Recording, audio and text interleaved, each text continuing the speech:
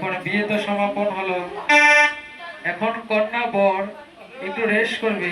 আর লক্ষিন্দরের জন্য এই যে বিপুলার যত বৌদিগণ আছে তাকে খাওয়ার জন্য পিঠা পায়েস মৎস্য মাংস নিরামিষ সবকিছু রন্ধন করবে। রন্ধন করে লক্ষিন্দরকে খাওয়াবে। তাই আমরা এই খাওয়ার পালাটা পরে তারপরে আমরা পাশা খেলবো। পাশা খেলে চম্পকনগরে যাত্রা হয়ে যাব।